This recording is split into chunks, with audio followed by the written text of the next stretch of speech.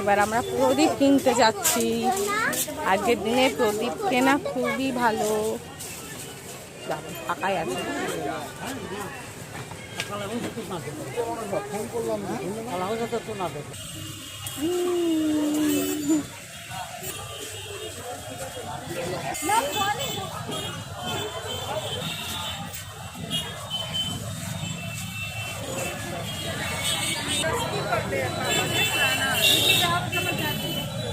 রাত্রি 10টা বাজে, 10:30, এত ভিড়। বাবা যেখানে থাকে থাকুক, আমরা ভিড়ভাড়টা দেখি।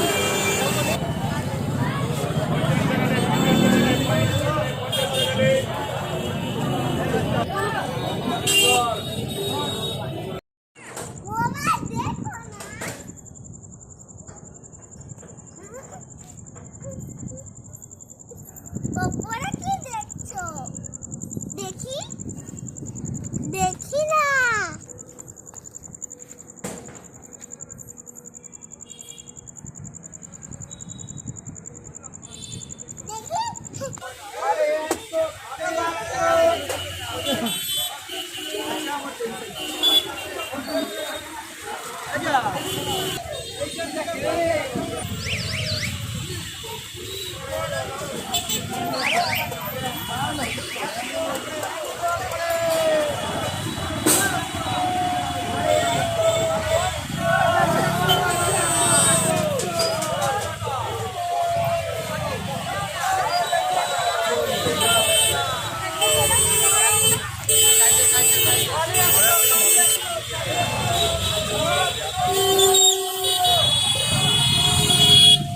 হ্যালো এভরিওয়ান, হ্যাপিনেস পাপিয়াতে সবাইকে স্বাগতম। আর আজকে পয়লা বৈশাখ। পয়লা বৈশাখে এঁচোড় চিংড়ি হচ্ছে। শুভ পয়লা বৈশাখ। সারা বছর সবার ভালো কাটুক। আমি এঁচোড়টা হালকা জাস্ট নুন হলুদ দিয়ে ভাপ দিয়ে নিয়ে সেই জলটা ফেলে দিয়ে এঁচোড়টা ভেজে নিচ্ছি। প্রথমে এঁচোড়টা ভাজা হয়ে গেলে এঁচোড়টা তুলে রাখবো, তারপরে চিংড়ি মাছটা দেবো। এবার চিংড়ি মাছটা দিয়ে দিলাম। চিংড়ি মাছটা বেশি ভাজবো না। আমি বলতে ভুলে গেছি, তেলের মধ্যে জিরে, তেজপাতা আর বড় এলাচ ফোড়ন দিয়েছিলাম, দিয়ে আমি এঁচোড়টা ভেজে নিয়েছিলাম। এবার চিংড়ি মাছটা আমি হালকা জাস্ট কয়েক সেকেন্ড 10 সেকেন্ড মতন একটু নেড়ে চেড়ে তুলে নেবো, না হলে চিংড়ি মাছ কিন্তু শক্ত হয়ে যাবে।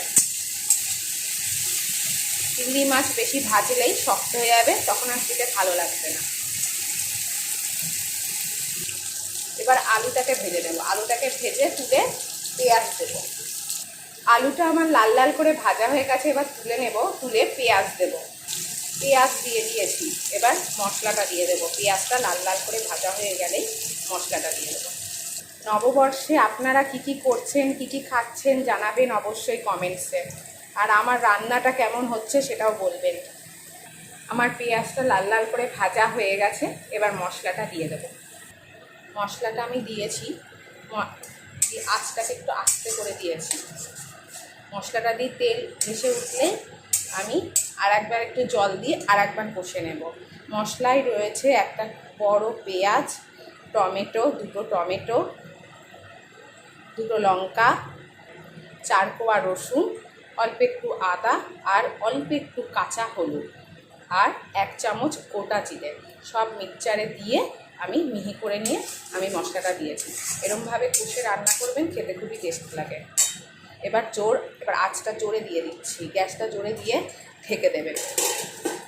ঢেকে দিয়ে মাঝে মাঝে তুলবেন আর কষবেন, দেখবেন তেল বেরিয়ে গেছে। দেখুন মশলাটা দিয়ে তেল বেরিয়ে এসেছে।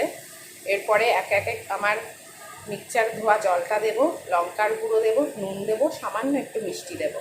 আমি কিন্তু রান্নায় কাশ্মীরি লঙ্কার গুঁড়ো ইউজ করেছি। এরপর সামান্য একটু মিট মশলাও দেবো। আপনারা মিট মশলা দিয়ে দেখবেন, খুবই টেস্ট লাগে। আমি একদম সামান্য পরিমাণে মিট মশলা দিয়েছি, দেখছেন তো। আমার মশলাটা কষা হয়ে গেছে। এবার আলুটা দিয়ে কষবো আর সামান্য একটু জল দিয়ে দেবো। জল দিয়ে আলুটা, দেখুন কি দারুণ কালারটা এসেছে মশলার। এবার একটুখানি সামান্য জল দিয়ে আলুটা কষে নেব। আলু দিয়ে মশলাটা কষা হয়ে গেছে। এবার আমি এঁচোড়টা দেবো। আন্টু দেখতে এসেছে রান্নাটা কেমন হচ্ছে। আর শুধু গন্ধ শুকছে আর চলে যাচ্ছে, খেলা করছে। আমার মান্টু আবার দেখতে এসছে, আবার দেখতে এসেছে। চিকেন না। দেখুন কালারটা কি সুন্দর এসেছে। এখনও আমি চিংড়ি মাছগুলো দিইনি, কারণ আমার হাজব্যান্ড চিংড়ি মাছগুলো খায় না। একটু ফুটে গেলে আমি হাজব্যান্ডের জন্য তুলে রেখে তারপরে আবার চিংড়ি মাছগুলো দিয়ে দেবো। এখনই কালারটা এত ভালো এসছে। 5 মিনিট ফুটে আমি হাজব্যান্ডের জন্য তুলে তারপরে চিংড়ি মাছগুলো দিয়ে আরও 2 মিনিট করবো, করে তারপরে একেবারে তুলে নেব। কেমন লাগলো বন্ধুরা আমার রান্নাটা একটু বলবেন প্লিজ।